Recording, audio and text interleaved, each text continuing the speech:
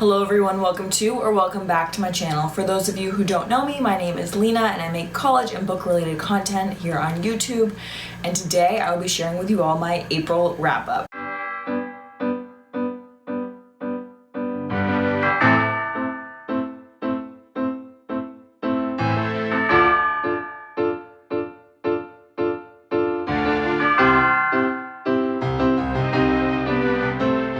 As you can probably tell, we're in a new setting. I'm still trying to figure out the lighting and all the things like that, as well as angles, and it's just a mess. But I am currently in my college dorm room at St. Lawrence University, and that means there will be lots of college videos coming soon. If you haven't already, you can check out my move-in vlog. But right now, we're gonna focus on books. But before we got into the video, I just want to say thank you so much. We hit and we broke 100 subscribers since filming this, and I am so grateful for that. I am so amazed that I was able to reach this point, and it is thanks to each and every one of you. So in the month of April, I read 11 books, which is the most I've read in a month so far this year. I would also say this was my most diverse month in a sense of different types of books. I read short stories, a poetry collection, a graphic novel, retellings, novels and verse, memoirs, historical fiction, fantasy. Seriously, I read a little bit of everything, or at least that's what it felt like this month. So without further ado, let's get into the video. The first book I read in the month of April was The Fountains of Silence by Ruta Septis. This book takes place in 1957 Madrid, and this is obviously after World War II, but Spain is still very much under the control of the Spanish dictator Francisco Franco. And so while many of the Spanish citizens are really struggling, especially those that have been labeled by the government impure and less than, have really been shunned and are really struggling to make a living for themselves, let alone survive. At the same time, all these businessmen and tourists are coming in and going to these fancy new American hotels and really living it up, and they have no idea what the dark underbelly of this fascist dictatorship is. This book has a couple different characters. We have Daniel, who is a young American boy who has come over with his father, who is in the oil business, and then there is also Lena, who is a young Spanish girl who's working at the hotel, and they befriend each other, and it all just spirals up from there. This story also, a huge part of it is about the hundreds of thousands of missing babies that disappeared under Franco's rule. I gave this book 4.5 out of 5 stars. Ruta Septis' ability to talk about different historical events is truly astounding. She is so talented. I've read all of her other books, and each time she continues to amaze me. The Spanish Civil War, and specifically the dictatorship of Francisco Franco, is not something that I'm super educated on and up to date with, but I learned so much in this book, and it was very accessible because I feel like even if you knew a lot or a little, this book would be just as powerful and impactful. I really loved the characters. Anna and a lot of her siblings as well as her friends really came into my heart. Daniel, on the other hand, drove me nuts. He honestly at times was on the verge of ruining the book for me. I thought we took the stereotypical American a step too far, and it came off like a little cheesy at points. But if I ignored many of the issues that I had with him, this story was so beautiful and heartbreaking at the same time. There was so much humanity in this really dark dictatorship that was going on in Spain. And I also think that this book, obviously for young adults and adults who are reading this book, it's just, historical fiction is so powerful in the way that it can educate, and this book definitely did that. The second book I read in the month of April was Our Riches by Kawthar Ademi. This book I gave 5 out of 5 stars. This book basically is all about the love of books, while at the same time being about this famous publishing house in Algiers, which was called Our True Wealth. It's about Edmond Charlot, who was a real man that started this publishing house. He's the one who discovered Albert Camus. It's also taking place in present day when a young man has been sent to close down the bookstore and clean it out. And so this book keeps flipping back and forth between the two different time periods, between Edmond Charlot's journal entries as well as present day cleaning out the bookstore. This book is really a book that is written for people who love to read. It is so beautiful and lyrical and really just celebrates books and reading, and which is something that I obviously am a sucker for.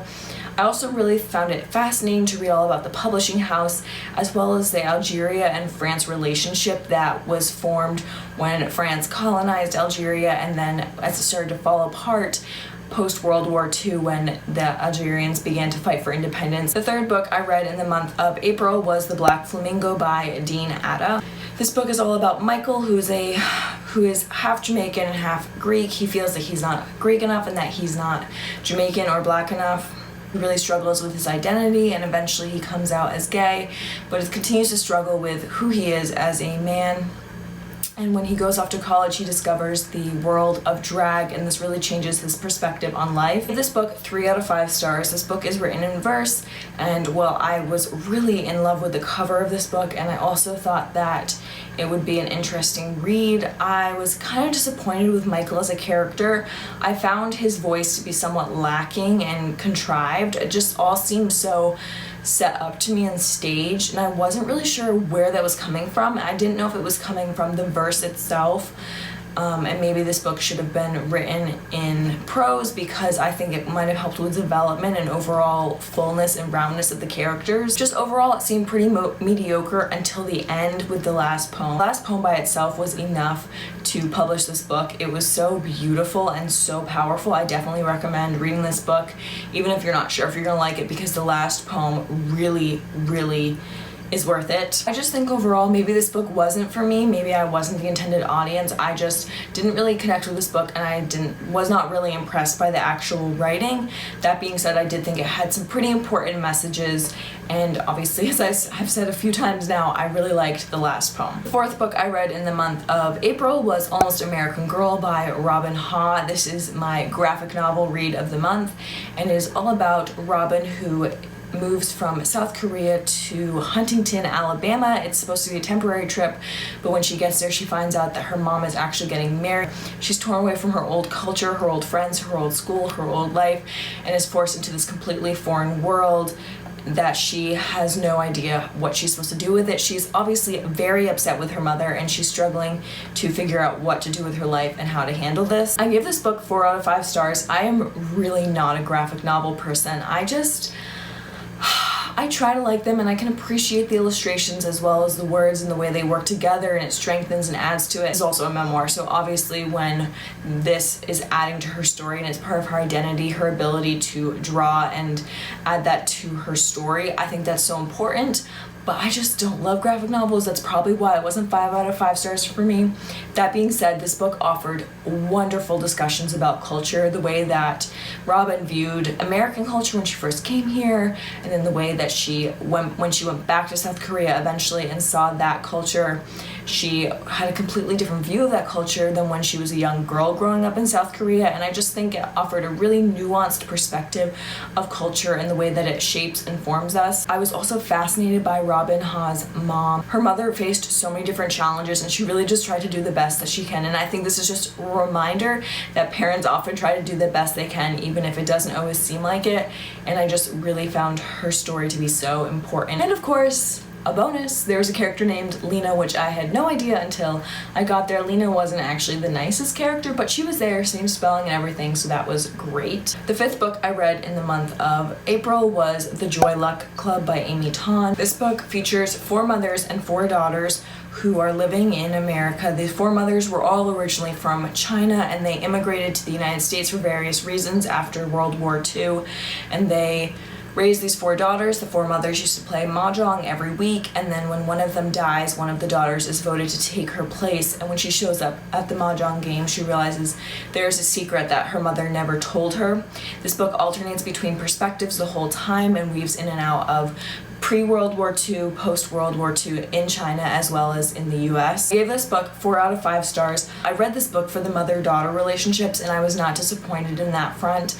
They were also complex, but in completely different ways. It wasn't stereotypical. It wasn't just mothers and daughters fighting the whole time. There was so much love and heartache in these books, and you could just see each of the characters trying to do their best and trying to be there for each other, but it doesn't always work out that way. I enjoyed the shifts in perspective. However, I do think that all in all, I wasn't able to stay with each character long enough to fully bond with them. And I also thought this book offered great insight into some specific stories about what it means to be a Chinese immigrant in this country, specifically after World War II, and the struggles that these mothers faced in passing down their Chinese culture and heritage to their daughters, but also letting their daughters live the American dream and go for that whole American life. And so I think that is a really relevant issue and so important to think about and talk about. And in this book, I was surprised yet again, there was another character named Lena, same spelling, same everything. So clearly, Lena, with my spelling, is a very popular name in the rest of the world, because I haven't really met people with my name and my spelling in my area, but clearly the rest of the world, it is popping. Sixth book I read in the month of April was Apple Skin to the Core by Eric Gansworth.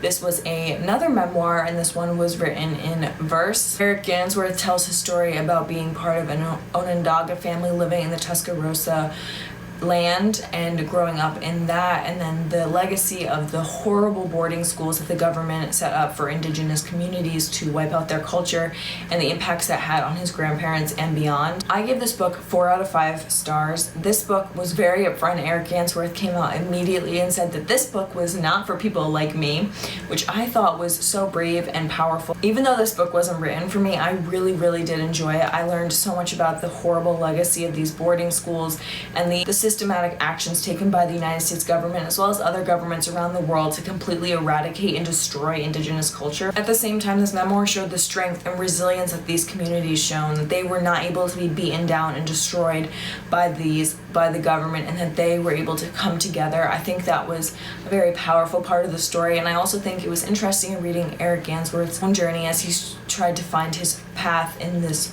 world that he was raised in, as well as the outside world. The 7th book I read in the month of April was We Hunt the Flame by Hafsa Faisal. This book, oh my gosh, this book. This book is dual perspective with Zafira, who is the hunter. She dresses as a man in order to hunt and help her community. And then Nasir, who is the Prince of Death, who is son of the Sultan in the area, and he is basically an assassin sent to kill anyone who would dare stand against his father. They're both sent on these quests to go after the same artifact, and when they meet up, everything goes down, I guess. You know, this book was interesting to me because I went into it and I didn't think I was going to love it. I didn't want to have my expectations too high, and it seemed like the stereotypical book that gets a lot of hype, and then I just didn't want to fall flat, so I went in thinking it would be a pretty average read for me. And at first that was the case. However, I did end up giving it 2 out of 5 stars because I was really upset by multiple things in this book. The actual plot of the book seemed unimportant. It seemed irrelevant. I didn't really care about it. There was also a lot of issues about why they were exactly doing it. The motivation, the urgency just was not there. And that's okay in some books, because then that means the book should be led and driven by the characters. However, the characters were not strong enough to carry the book. Safira and Nasir individually, they just were not great. Together, not great. And there was this whole aspect of the fight for women's equality and women's rights, and that just came off as really superficial and trite to me. I just didn't really feel that either. And overall, I just felt like the book was kind of surface level. I never really got to truly explore characters. I had very specific issues, but to avoid spoilers, I won't really go into them.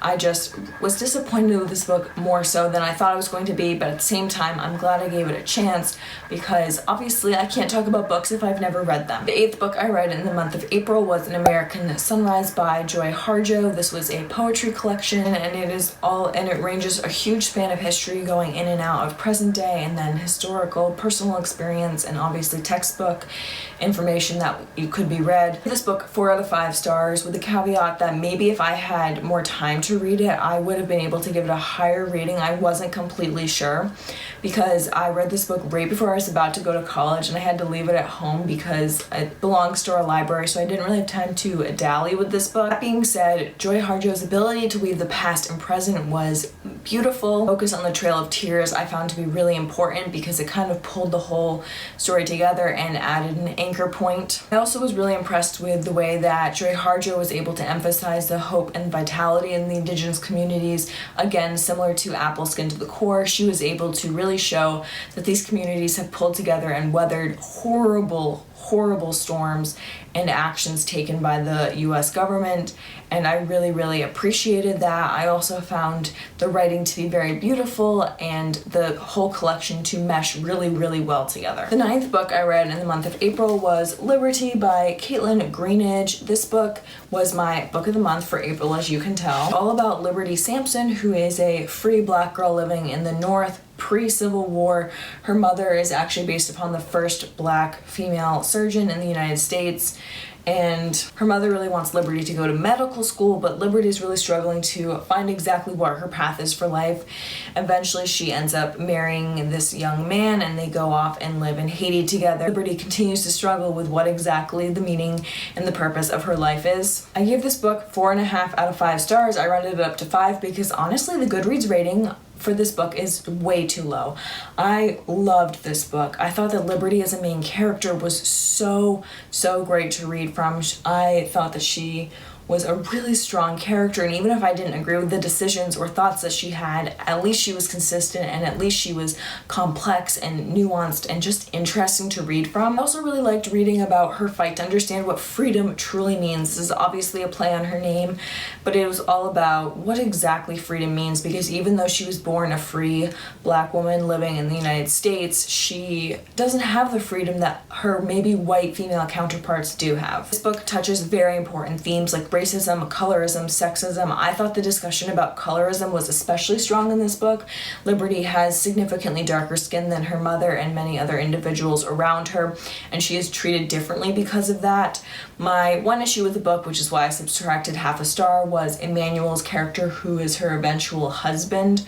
I just was not impressed with him because he didn't seem as well fleshed out and as well developed as the other characters, and so I saw some issues with that.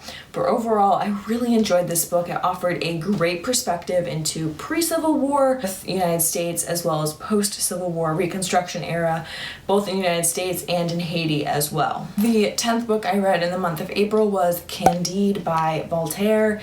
This is obviously a classic, and I read this book in French as part of my constant work to become more fluent in French. I gave this book 3 out of 5 stars. To be honest, I just think satire is not for me. I did think that Voltaire was able to make some interesting points about religion and happiness and what exactly like the best of the world is and that sort of thing, but I just don't think I like satire, and I just got frustrated with it a lot. I didn't find it funny or engaging, and so overall I was not really a fan. That being said, I am glad I read it. It is a huge cultural reference point, and I'm glad that it is over with. The 11th book, which I read in the month of April, was Love and Color, Mythical Tales from Around the World, retold by Bolu Babalola. This was my add-on for the month of April.